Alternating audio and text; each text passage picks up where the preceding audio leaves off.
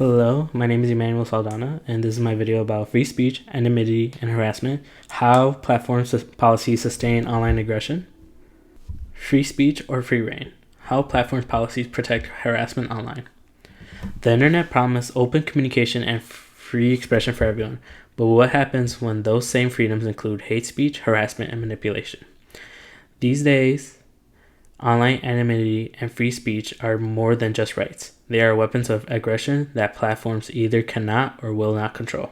Policy context, free speech, and anonymity online. The internet has made speaking out easier than ever, as anyone can reach a global audience with just a few keystrokes. In that sense, it fulfills the democratic promise of free expression by lowering barriers to participation. But in Niehoff's and Sullivan's speech on the internet, they explain this access has also made it harder for the marketplace of ideas to function as intended. Reliable information and productive dialogue now share the same space as falsehood, harassment, and manipulation. What was intended to expand freedom of expression has instead blurred the lines between participation and harm, a tension that is central to current information policy. This individualistic approach often protects aggressors more than victims, creating environments where harassment thrives under the banner of free speech. Case study, Gamergate and Reddit's governance. The 2014 movement known as Gamergate revealed the dangers of neutral, free speech policies online. What began as a gaming debate became a misogynistic harassment campaign fueled by backlash against feminism and diversity. This was only possible because Reddit's neutrality allowed harmful behavior to thrive.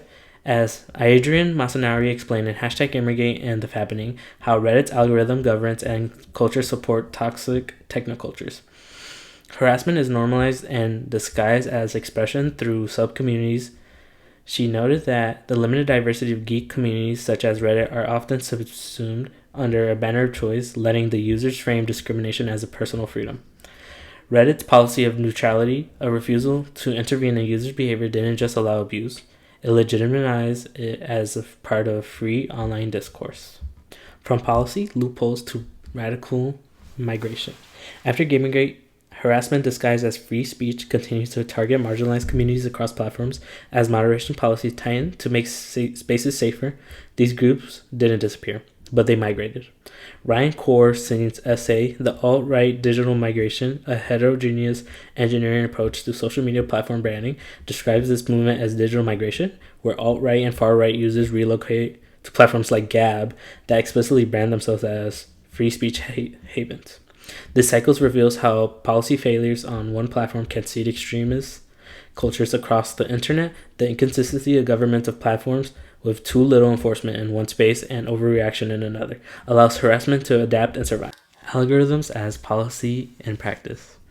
Platform policies aren't just written rules, but they are built into algorithms. Programmers often prioritize what's economically best for the platform rather than considering the ethical repercussions. And Ribeiro and his colleagues auditing radicalization pathways on YouTube, they found that YouTube's recommendation system promotes increasingly extreme content because it rewards engagement, not accuracy or safety. This turns algorithmic designs into policy decision where constant exposure to outrage, reinforcement, harassment cycles as effectively as any explicit rule book. Conclusion, the policy paradox. Platform policies meant to protect speech have become shields for harassment.